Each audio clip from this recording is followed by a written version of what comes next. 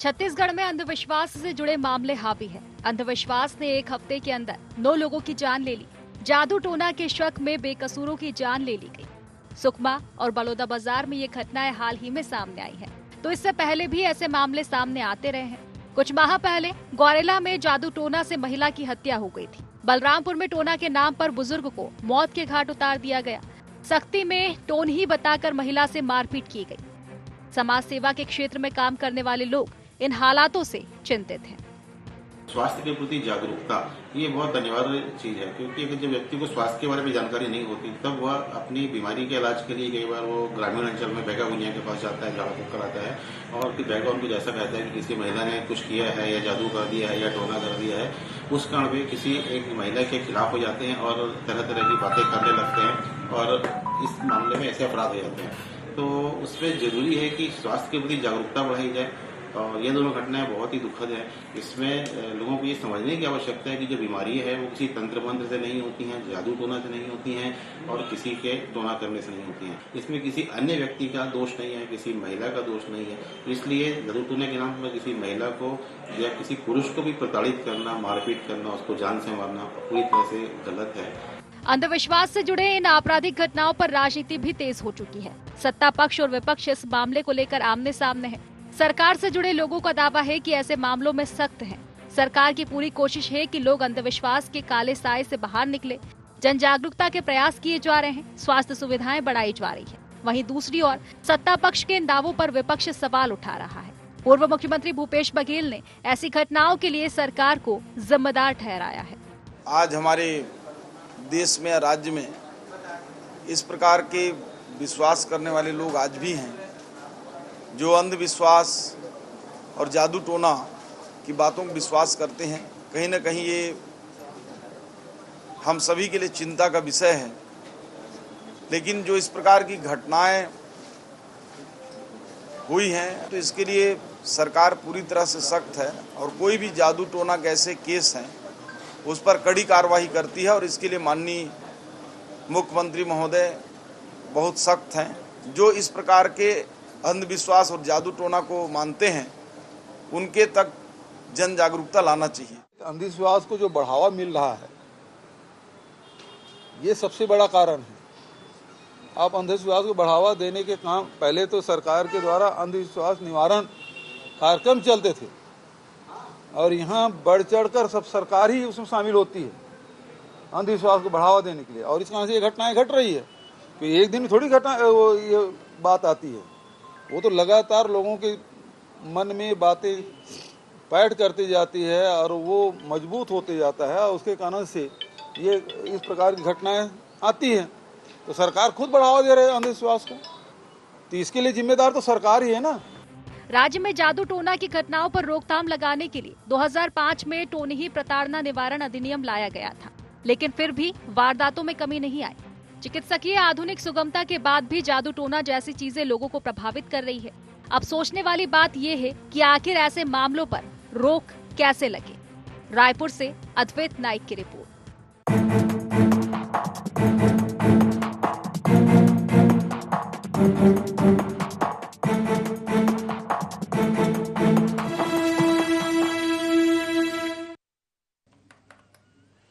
नमस्कार, बहुत स्वागत है आपका। गुहार छत्तीसगढ़ देख रहे हैं आप। मैं हूं आपके साथ प्रशिता शर्मा। जानलेवा अंधविश्वास, जी हाँ, जादू टोना तंत्र मंत्र से अंधविश्वास को बढ़ावा मिलता है, जो कि बहुत ही गंभीर समस्या है हमारे समाज के लिए। आज के समय में भी छत्तीसगढ़ सहित पूरे देश में लोगों का जादू टोना की खबरें पढ़कर एक अलग प्रभाव पड़ता है। अंधविश्वास से जुड़े अपराध के मामले में बीते एक सप्ताह में छत्तीसगढ़ में 9 लोगों की जान चली गई। सुकमा और बलौदाबाजार में हुई ये घटनाएं पूरे छत्तीसगढ़ में सनसनी का माहौल फैला दिया है। वहीं इन घटनाओं पर अब सियासत भी होने लगी है। तो आज हम इसी मुद्दे पर चर्चा करने वाले हैं कि आखिर ये जो अंधविश्वास है वो इतना क्यों बढ़ता जा रहा है, इस पर कोई सख्त कानून या फिर ऐसे लोगों पर कार्रवाइयां क्यों नहीं की जाती। लेकिन उससे पहले गुहार के पॉइंट्स जान लेते हैं। वैज्ञानिक युग में क्यों नहीं खत्म हो रहा अंधविश्वास। टोनही प्रताड़ना निवारण अधिनियम के बाद घटनाओं पर रोक क्यों नहीं? क्या टोनही प्रताड़ना निवारण अधिनियम को और सख्त करने की जरूरत है? जन जागरूकता या कड़ा कानून, किससे खत्म होगा अंधविश्वास?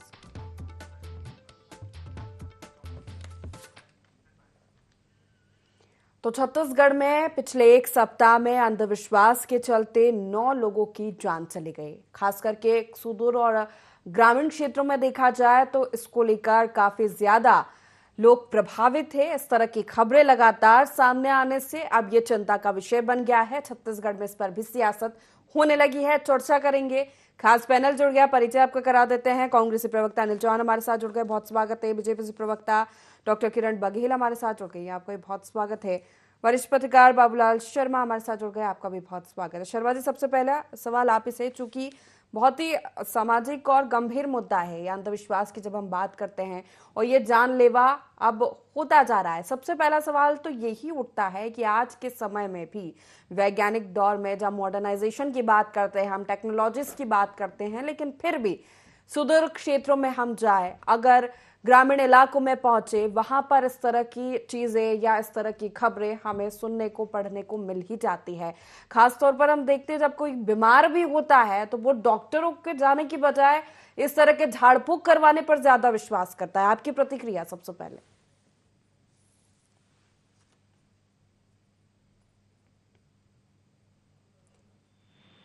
बाबूलाल जी, देखिए, ये जो घटनाएं होती हैं ये ग्रामीण क्षेत्र में अधिक होती हैं। ये अशिक्षा जहाँ ज्यादा मिलेगी ऐसी वारदातें वहाँ ज्यादा होती। शिक्षा की कमी जो है इसका सबसे बड़ा कारण है। आजादी के बाद 78 सालों के बाद भी सरकारों की अपनी कोशिशें इस बारे में बहुत पर्याप्त नहीं है। सरकारों की अपनी भूमिका भी इसमें होनी चाहिए। देखिए, मैं व्यक्तिगत रूप से मानता हूँ कि ग्रामीण क्षेत्र में चूंकि ज्यादा घटनाएं घटती हैं, वहाँ लोग समझते नहीं हैं और विषाद भ्रम उनको होता है। तो अध्यापकों जो वहाँ स्कूलों में अध्यापक होते हैं, कोटवार जो होते हैं गाँव में, गाँव के सरपंच है, पंच है, आंगनबाड़ी है, मितानिन की बड़ी भूमिका जो है इसमें हो सकती है। और लोकल जो ग्रामीण नेता होते हैं या जिले के नेता होते हैं, जिले के नेता को गांव-गांव में अपने नेटवर्क रखना चाहिए ताकि समय पूर्व उनको सूचना ऐसी मिल जाए, इस तरह की घटना जो है यहाँ चल रही है, इस तरह की बातें यहाँ इस गांव में चल रही है, त्वरित कार्रवाई करके उसको रोका जा सकता है। एक चीज। दूसरी चीज जो है जागरूकता बढ़ाने का काम। कुछ समितियां ऐसी बने, कुछ लोग ऐसे समाज सेवी लोग सामने आए जो गांव-गांव में जाकर, जैसे दिनेश मिश्र जी जो है डॉक्टरी करते हुए अपने जीवन में जो है वो इतना बड़ा काम कर रहे हैं, जगह जगह जहाँ अंधविश्वास की बातें चलती वहां पहुंच जाते हैं, वहां अपना संभाषण देते हैं, लोगों को समझाने का काम करते हैं। इसी तरह एक व्यक्ति जब पूरे प्रदेश में इतना काम कर रहा है तो अन्य लोग क्यों तैयार नहीं होते? अन्य लोगों को भी इस जो इतनी दुर्भिक्ष चीज है, इतनी खराब चीज है ये कि लोगों को मार दिया जाता है, तो इसके लिए काम करने के लिए समाज सेवियों को सामने आना चाहिए और दिनेश मिश्र का हाथ बटाना चाहिए। समितियां बना के, कमेटी बना के, टोलियां बना करके जो गांव-गांव में जो है इसका प्रचार प्रसार कि भाई इस तरह की बातें सत्य नहीं है, ये सब असत्य है, इस पर भावना नहीं आनी चाहिए आपकी। इस तरह से काम करने पर जो है इसमें नियंत्रण लगेगा। और अशिक्षा जो है बहुत बुरी चीज होती है। अशिक्षा में लोग नहीं सोच पाते, नहीं समझ पाते, उनको समझाना पड़ता है। ये सबसे प्रमुख बात है कि आपको जागरूक होना पड़ेगा, समाज सहयोग को दिनेश मिश्र की तरह सामने आना पड़ेगा। चलिए किरण जी, आपका रुख करूंगी। जन जागरूकता लाने की बहुत जरूरत होती है इस तरह के मामलों में, और खासकर शर्मा जी ने बताया कि ग्रामीण इलाकों में शिक्षा की कमी इस तरफ लोगों को और आकर्षित करती है, जिस पर सरकारों को काम करने की बहुत ज्यादा जरूरत है। टोहनी प्रताड़न अधिनियम लाया गया, उसको सख्त और ज्यादा करने की जरूरत है, क्योंकि लोगों की जान चली जाती है। ऐसे में अपराध बढ़ते, खासकर महिलाओं के साथ इस तरह के कई अपराध हमने देखे, इस तरह की खबरें सामने आती है, जिस पर सरकारों को ध्यान देने की बहुत ज्यादा जरूरत है। बिल्कुल शर्मा जी, हमारी सरकार इसके प्रति शुरू से संवेदनशील रही है। यही कारण है कि 2001 से 3 में कांग्रेस की सरकार थी, इन्होंने इस और कोई भी कदम नहीं उठाया। 2005 में टोनी निवारण अधिनियम एक्ट बना, जो कि हमारे रमन सरकार की देन है, जो सिर्फ छत्तीसगढ़ में लागू हुआ, सिर्फ राज्य सरकार की अधिनियम है। तो ये दर्शाता है कि किस प्रकार टोनी प्रताड़ना के खिलाफ अधिनियम लाकर कहीं ना कहीं ये दिखाता है कि किस प्रकार हमें सरकार संवेदनशील रही है घटनाओं को लेकर। और इसके विपरीत पिछले 5 साल की सरकार की बात करें तो शराबबंदी का वादा लेके आने वाली सरकार ना तो रिहैब सेंटर्स बनाई, ना ही शराब के खिलाफ जन जागरूकता अभियान चलाई। तो टोनी प्रताड़ना के खिलाफ कोई जन जागरूकता अभियान चलाने की बात तो मुझे लगता है बिल्कुल सोचना ही अकल्पनीय होनी चाहिए।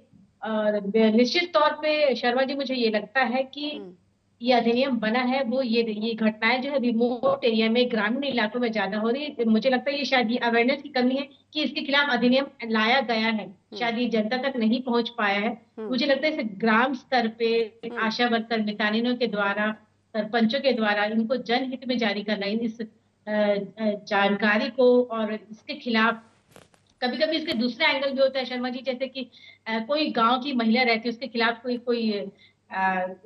कोई लैंड एक्विजिशन करना चाहता है या उसके खिलाफ कोई रहता है, तो एक साजिश के रूप में भी इसे टोनी करार दिया जाता है ताकि इसको इजीली उसको हत्या की जा सके या उसके खिलाफ कोई षड्यंत्र की जाए। तो इसके 2 एंगल भी है कि कभी कभी आपसी रंजिश को भी टोनी प्रताड़ना का नाम दिया जाता है। और निश्चित तौर पे हमारी सरकार संवेदनशील रही है और आने वाले समय में, चूंकि मैं भी महिला मोर्चा से जुड़ी हूँ, हम पार्टी फोरम में भी इस बात रखेंगे किस प्रकार इस ग्राम स्तर पर जन जागरण अभियान, क्योंकि मुझे लगता है सरकार को दोष देने के अलावा या उसके बजाय हमको एक सोसाइटी, एक सामाजिक रूप में भी ग्राम स्तर पे इसकी जागरूकता अभियान चालू करने से मुझे लगता है ये ज्यादा बड़ा मैसेज जाएगा और इसको लाने में कहीं ना कहीं कमी आएगी। ये हमारी सरकार ही है जो ये सब मामले प्रकाश में आ रहे हैं, क्योंकि पूर्ववर्ती सरकारों में ये सब घटनाएं होती थी तो उस पर FIR दर्ज ही नहीं होते थे। ये हमारी सरकार है कि मामले प्रकाश में आ रहे हैं, उस पर FIR हो रहा है और जो भी आरोपी है उन पर कार्रवाई हो रही है। तो मुझे लगता है निश्चित तौर पे इस और हमारी सरकार कदम उठा रही है और आगे भी उठाएगी, और ऐसी जो घटनाएं हो रही है उस पर मुझे लगता है कहीं ना कहीं लगाम होगी। चलिए अनिल जी, लेकिन सरकार किसी की भी हो, इस तरह के जब मामले सामने आते हैं या इस तरह के मुद्दे पर सियासत तो कभी मंजूर की ही नहीं जा सकती ना। अंधविश्वास में लोगों का विश्वास होना ही बड़े विडंबना हो जाती है। अनिल जी। श्वेता जी, आपको और सभी हमारे राज्य के आपके जितने मीडिया है उनको और आपके विद्वान दर्शकों को देखिए, बहुत हैरत की बात है कि भारतीय जनता पार्टी की प्रवक्ता कह रही है कि हमारी सरकार है और हमारा एहसान है कि मामला सामने आ गया, नहीं तो शायद इसको भी ये दफन करने वाले थे, जैसे बाकी मामलों को दफन कर देते हैं जहां सरकार फेल। 10 साल से केंद्र में इनकी सरकार है और 15 साल, छत्तीसगढ़ के 24 सालों में 15 साल और एक ये 16 साल हो गया इनको सरकार।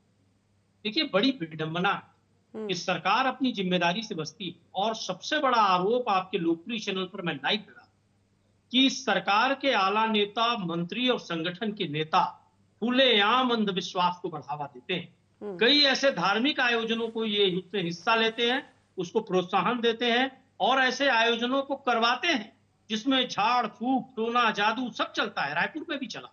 तो ये जो पूरे देश में स्थिति है और जिस तरह से धार्मिक उन्मादता और नफरत की राजनीति देश में फैलाई जा रही है, उसी तरह की चीजों का एक परिणाम है। जितने NGO इस दिशा में काम कर रहे हैं उनको हतोत्साहित किया जा रहा है। जन जागरूकता के क्षेत्र में और शिक्षा के क्षेत्र में कोई उल्लेखनीय कार्य नहीं हो रहा है।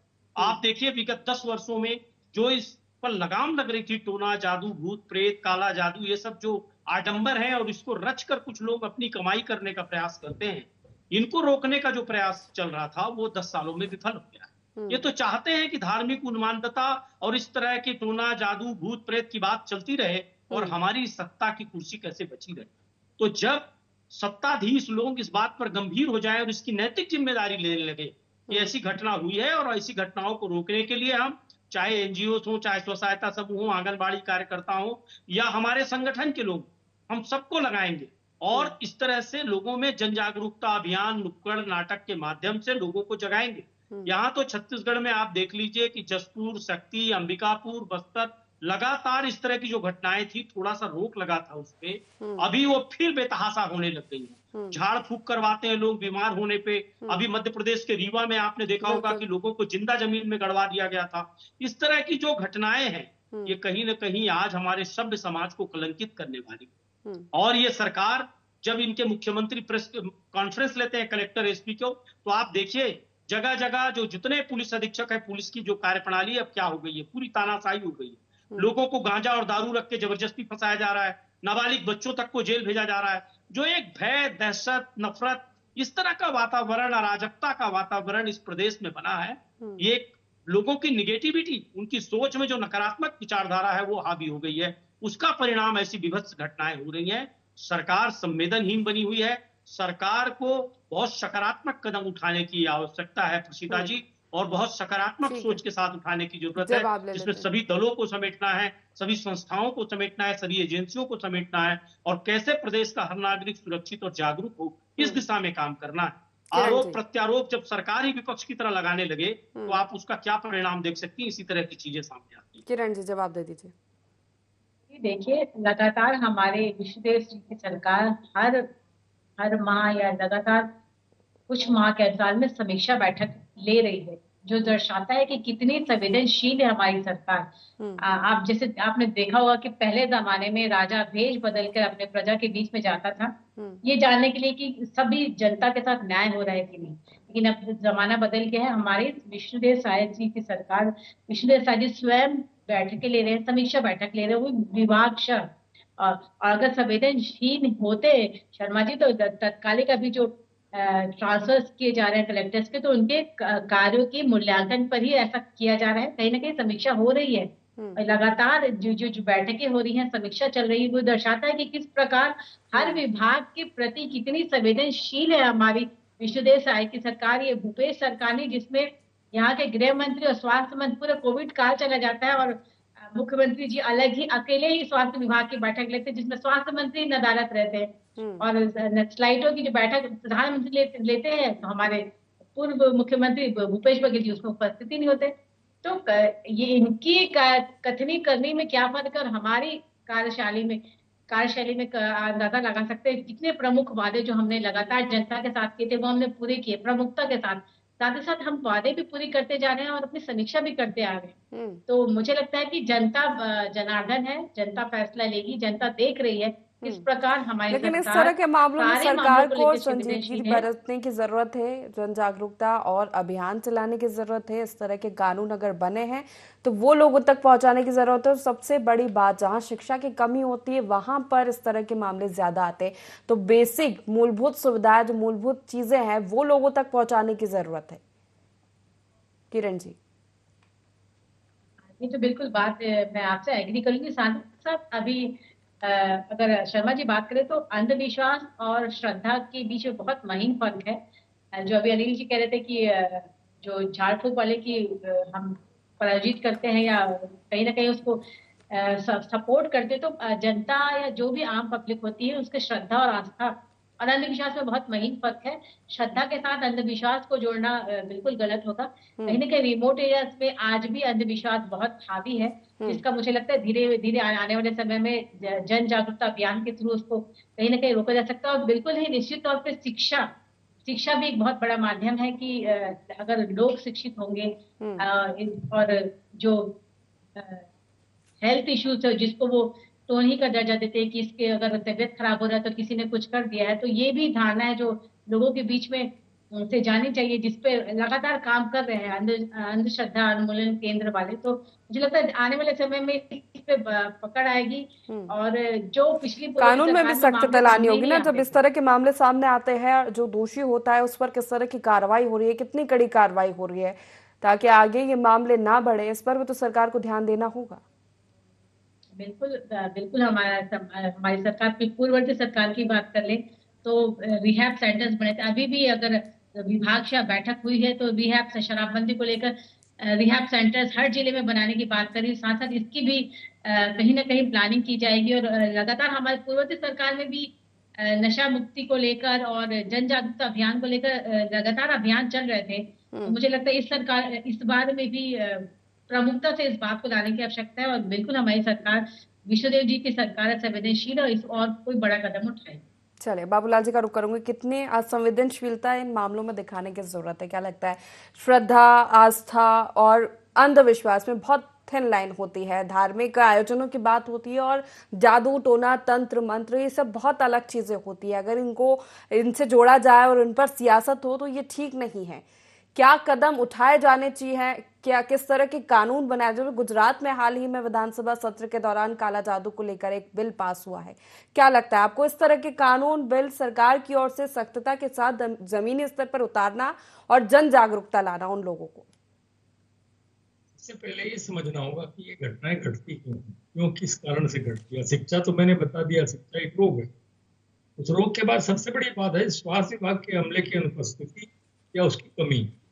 और इसका बहुत बड़ा कारण जो है ये भी है, जब स्वास्थ्य विभाग के लोग वहां मौजूद रहेंगे, तात्कालिक उनको सेवा मिलेगी गांव में, तो कोई भी झाड़ फूंक के चक्कर में नहीं पड़ेगा। लेकिन इनकी कमियों के कारण जो है कुछ लोग जो है झाड़ फूंक पर इतना विश्वास करते हैं कि डॉक्टरों के पास, जो अगर दूसरे किसी गांव में डॉक्टर है तो वहां जाना पसंद नहीं करते, झाड़ फूंक पर, क्योंकि गरीबी भी है। शिक्षा के साथ गरीबी भी इसका एक कारण है कि जाने के लिए पैसे नहीं है या खर्च करने के लिए पैसे नहीं है, जाने आने में तकलीफ है, साधन नहीं है। इन कारणों से भी कुछ लोग झाड़ फूंक पर विश्वास करना पड़ता है। बस्तर क्षेत्र में अनेक ऐसे गांव हैं, मैं जानता हूं, मैं वैद्यों से मिला हूं, वैद्यकीय करने वाले गुणिया लोग हैं, ये सफल भी है, मैं उनसे मिला भी हूँ। वो लोग, उस पर लोगों को बड़ा विश्वास है और वो लोग सफलता से काम कर भी रहे हैं। कई लोग, ऐसा नहीं है नहीं कर रहे हैं। ये सारी चीजों को जब आप देखेंगे, महाराष्ट्र के एक डॉक्टर है, एमबीबीएस है, वो वहां जाके गांव में बस गए हैं और वो इंसान तो इंसान, जानवर का भी इलाज करते हैं। उनके आसपास के 20 गांव के अंदर में जो है किसी प्रकार की ऐसी घटनाएं नहीं घटती। ये जो है जागरूकता का विषय है, ऐसे लोगों को तैयार होना पड़ेगा। मैं तो वही कह रहा हूँ, बार बार कह रहा हूँ कि डॉक्टर, देखिए सरकार के पास डॉक्टर नहीं है, डॉक्टरों की कमी है।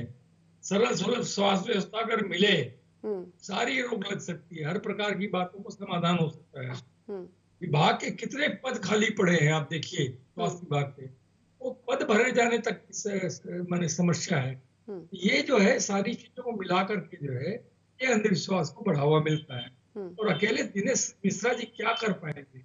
ऐसे दिनेश मिश्रा कई तो आपको यहाँ पैदा करने पड़ेंगे, बनने पड़ेंगे, आगे आना पड़ेगा, तब इस पर आप बात कर पाएंगे। अन्यथा मैंने किया, तुमने नहीं किया, तुमने किया, मैंने नहीं किया, इसी के चक्कर में जो है हम फंसे रह जाएंगे। लोगों को जागरूक होना होगा। मैंने बहुत सारे पॉइंट बताए। अध्यापक जो उस गांव में पढ़ाने जाता है, कोटवार जो वहां उस गांव में रहता है, पंच सरपंच जो एक जागरूक नागरिक कहलाते हैं, और जो आंगनबाड़ी के लोग हैं, मितानिन है, अन्य जो स्वयं सहायता समूह के लोग हैं, इन लोगों को ज्यादा जागरूक होना पड़ेगा। अगर जरा सी भी ऐसी कोई घटना घटती है तो जिले का जो भी नेता उनके संपर्क में है, उनको तुरंत खबर भेजी जानी चाहिए, ताकि वो उसमें सक्रिय होकर के सरकार से, विभाग से, किसी भी माध्यम से वहां पहुंच सके और पहुंच करके जो है उनको समझा सके, किसी प्रकार की वारदात न होने पाए। चर्चाओं तक जब चर्चाएं चलती है तभी उनका समन कर दिया जाए, ऐसी व्यवस्था बनानी पड़ेगी। तो सामाजिक काम है, तो सामाजिक काम में अगर आदमी नहीं जुटेंगे तो कैसे काम बनेगा? बिल्कुल, जागरूक विपक्ष होने के नाते अब विपक्ष क्या करेगा अनिल जी? बयानबाजी के अलावा, सियासत के अलावा, देखिए सरकार आपकी भी रही है, प्रदेश की स्थितियों परिस्थितियों से भली भांति आप भी वाकिफ है कि किन इलाकों में, किन क्षेत्रों में कहाँ क्या कमी है और कहाँ इस तरह के मामलों को ज्यादा बढ़ावा मिलता है जो आगे जाके फिर लोगों की जान ले लेते हैं। देखिए सीता जी, जो बलौदा बाजार की घटना है, ये रायपुर राजधानी के बहुत करीब, और यहाँ इस तरह की घटना होना बेहद चिंता का विषय है। सुकमा तो चलिए थोड़ा सा रिबोल्ड एरिया है, वहां इस तरह की घटना हो गई, लेकिन एक जो विषय है, विपक्ष ये चाहता है जैसे हाट बाजार क्लिनिक योजना, दीदी बहनी क्लिनिक योजना या स्वास्थ्य शिविरों का आयोजन जो पूर्ववर्ती सरकार में होता था, उसको इस सरकार ने आते ही बंद कर दिया। मेरा ये मानना है, देखिए इस तरह के स्वास्थ्य शिविरों का आयोजन होना चाहिए। वहां लोगों को जब अपने दरवाजे पे इलाज मिलेगा तो हो सकता है वो जल्दी स्वस्थ हो और इन समस्याओं से मुक्ति पाए।